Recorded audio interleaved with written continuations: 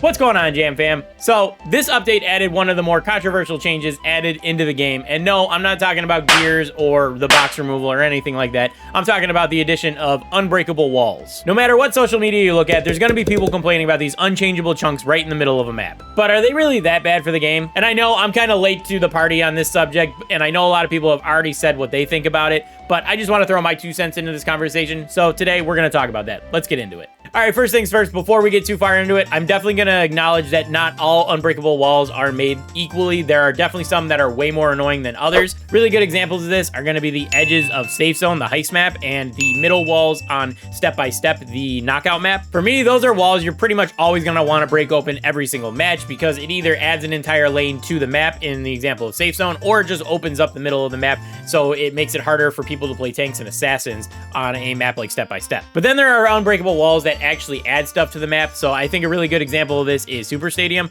To me, these are walls that are not very intrusive if they're unbreakable, and it actually keeps some brawlers viable as the match goes on. Good examples of this would be like Dynamite being a thrower. He wants to have those walls intact all the time, and Bull, he would want to have those walls intact so he can hide behind. So like tanks and throwers are really going to benefit from certain walls being unbreakable. So in my opinion, unbreakable walls are actually a good thing for the game as long as they're not overdone or put in obnoxious spots. Like I said, Safe Zone's a good example of that. That takes a map that you used to be able to break open the right side and make it a 3-lane map, forces you to play into a 2-lane map, and forces 2 people into the exact same lane. So overall, that's just a really bad use of that. So as long as they don't do stuff like that, then unbreakable walls are okay.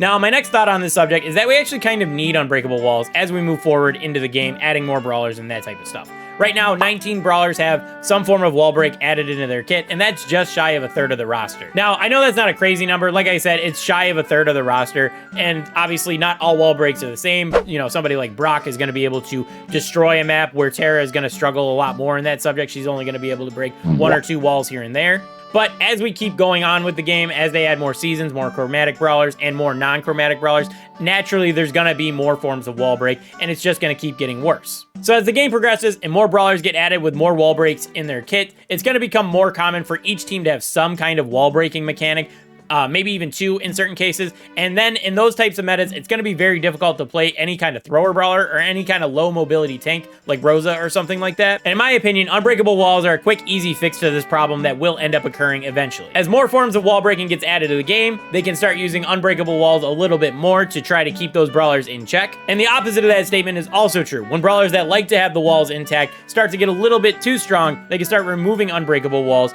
to try to nerf them a little bit more without actually touching their stats. So in my opinion, unbreakable walls are not the worst thing added to the game. That's still gonna go to fame. They need to add something for fame. Yes, on some maps, unbreakable walls definitely suck. They're definitely put in bad spots and they're not fun to play around, but on certain maps, they actually make the map a little bit better for certain brawlers. And like I said, as we get further into the future and there's more forms of wall break, they can use unbreakable walls as a certain form of balancing without actually adjusting brawlers' stats. So I think that's another good thing added to the game. Or maybe they'll just remove unbreakable walls after this update, just like they do with everything else added to this game.